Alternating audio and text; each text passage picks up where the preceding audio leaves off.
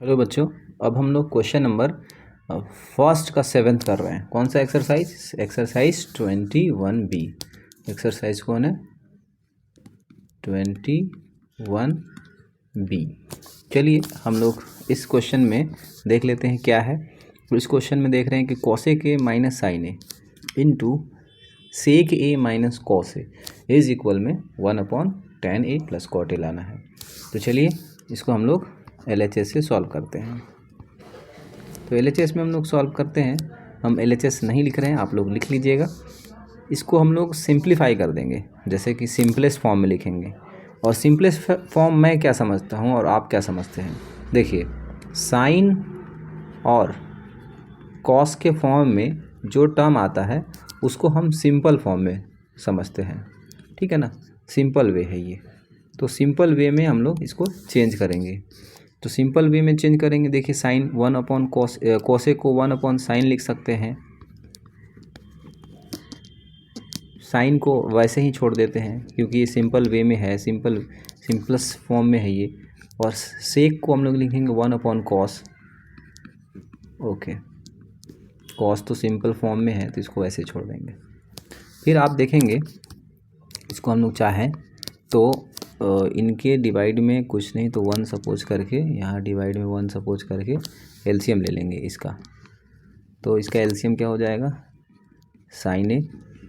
Cross multiply कराएंगे 1 का 1 से तो क्या हो जाएगा 1, और साइन का साइन से कराएंगे तो हो जाएगा साइन स्क्वायर ए। चलिए ये तो हो गया।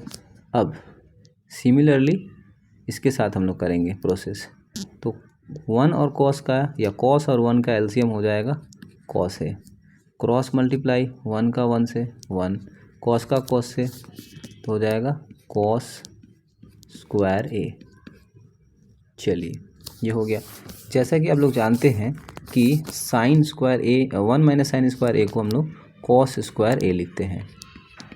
तो हम लोग इसको आइडेंटिटी लगा के सॉल्व कर लेते हैं।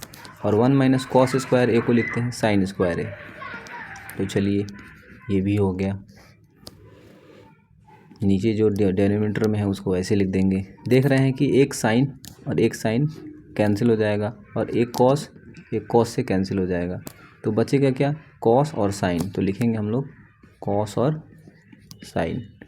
और ये एक ऐसा क्वेश्चन है कि डायरेक्टली हम लोग इसको लाने में थोड़ा प्रॉब्लम होता है। जैसे कि आप RHS में देखिए सिंपलेस्ट वे में बिल्कुल चेंज हो गया, तो इसको लाने में थोड़ी सी प्रॉब्लम होगा। तो चलिए कोशिश करते हैं। एक मेथड है, मैं उसको सॉल्व करके बताता हूँ, आप इसको देखेंगे। जैसे कि यहाँ पास ये साइन और कॉस और साइन इनटू में आ गया। इसको हम लोग इसके डिवाइड में सपोज कर लेते हैं 1, है ना, क्योंकि 1 तो रहता ही है डेनोमिनेटर में सबके। तो 1 सपोज कर लेते हैं और यहाँ 1 के जगह पे आइडेंटिटी लगाएंगे। ये बिल्कुल स्पेशल क्वेश्चन है।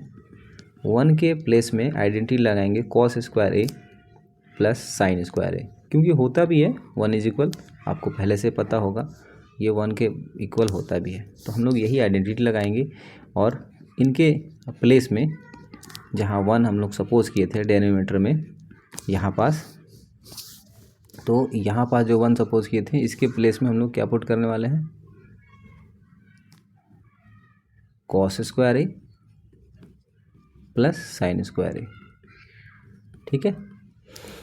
अब इसको इस फॉर्म में कैसे लाएं? tan के फॉर्म में कैसे लाएं? तो देखिए, कोई भी टर्म को tan के फॉर्म में तभी आ सकता है वो, या फिर अगर पहले से अगर कॉस है तो tan के फॉर्म में तो मुश्किल है। अगर कॉस को साइन से डिवाइड करेंगे तो कॉट के फॉर्म में आ जाएगा। अगर कॉस साइन को अगर कॉस से डिवाइड करेंगे तो tan के फॉर्म में आ जाएगा। तो tan के फॉर्म में लाने के लिए हम लोगों को साइन को कॉस से डिवाइड करना पड़ता है। तो यहाँ पास कुछ साइन कहाँ दिख रहा है अपन लोग को? यहाँ दिख रहा है, यहाँ साइन है, लेकिन साइन को कॉस से डिवाइड करेंगे तो एक कॉस यहाँ भी है। कहने का मतलब देखिए, आप मैं इसको करूँगा तभी आपको समझ में आएगा। एक स्पेशल प्रोसेस है जो आपको एक सीखना होगा नए तरीके से। जैसे ये पूरा टर्म है ना जो कॉस है और साइन है, इसको वैसे ही छोड़ देना है। इसको डिवाइड करना है किससे? इसको डिवाइड करना है क्योंकि हम लोगों को लाना है क्या? मतलब tan लाना है, तो अपन लोग को cos A और sin A से डिवाइड करना है। देखिए ये तो 1, ये तो tan नहीं लाना, ऊपर में tan नहीं लाना, ऊपर में क्या लाना है 1 लाना है।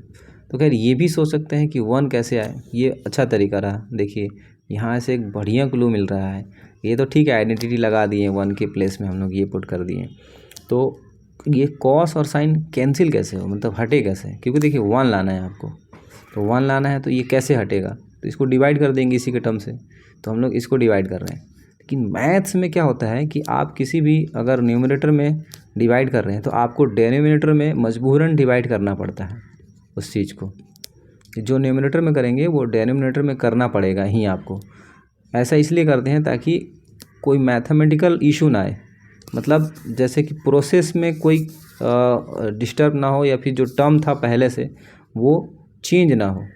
तो इसलिए हम लोगों को cos A और sin A से डिवाइड करना पड़ता है। तो जैसे ही ये पूरा कैंसिल हुआ तो क्या आ गया इसके बदले 1, और जब इसको इससे डिवाइड करेंगे तो इसको लिखते हैं अपन लोग, इसको लिखते हैं इसके डिवाइड में cos A sin A, और sin के डिवाइड में, sin स्क्वायर के डिवाइड में cos A sin A।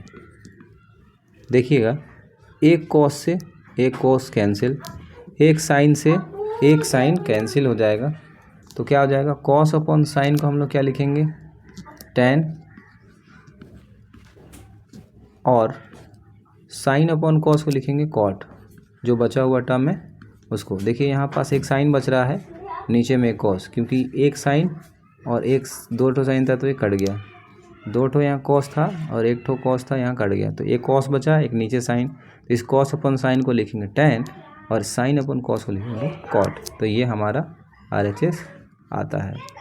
एक और तरीका है, मैं इसको बता देता हूँ, पहले आप इसको नोट कर लीजिए।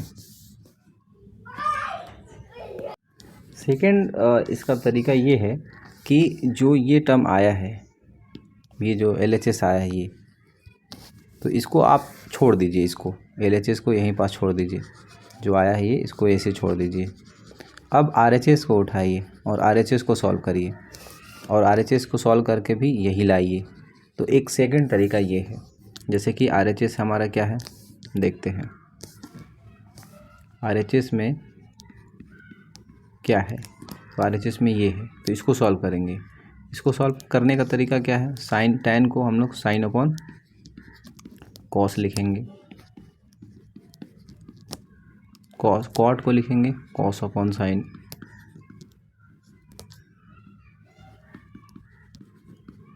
अब थोड़ा सा सिंप्लीफाई करेंगे इसको, जैसे कि 1 को आप कुछ नहीं कर सकते हैं, 1 को ऐसे रहने दीजिए,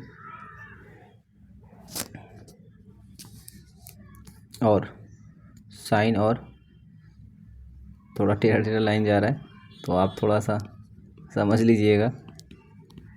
इसका और इसका एलसीएम ये हुआ, cos और sin का एलसीएम cos sin, और sin का sin से इंटू होगा तो sin स्क्वायर हो जाएगा, और cos का cos से क्रॉस मल्टीप्लाई करा रहे हैं तो cos स्क्वायर होगा। आप समझ भी रहे हैं कि क्यों करा रहे हैं। ये ऊपर चला जाएगा, यानी आ जाएगा हमारा cos A sin A, और ये हो जाएगा 1, क्यों, क्योंकि sin square A plus cos square A 1। तो ये RHS आ गया, RHS जो आया है, RHS को सॉल्व किए ये आया। तो LHS का टर्म आपको दिख रहा होगा RHS के टर्म से इक्वल है, तो ये प्रूव्ड हो गया। तो ये भी एक तरीका है, बहुत आसान है। इसका एलसीएम लीजिए, क्रॉस मल्टीप्लाई कीजिए। देखिएगा अगर ये पूरा ऐसे नहीं लिखना चाहते तो एक टर्म ऐसे इसको कर सकते हैं, 1 अपॉन 1, मतलब ये पूरा ख़त्म, क्योंकि ये भी 1 ये भी 1, तो पूरा ख़त्म। तो बचेगा क्या, पूरा ये टर्म बचेगा, तो जो कि हम लोग cos A और sin A लिख सकते हैं। तो जैसी आपकी मर्ज़ी, जैसे आपको आसान लगे वैसे सॉल्व करिए, ठीक है।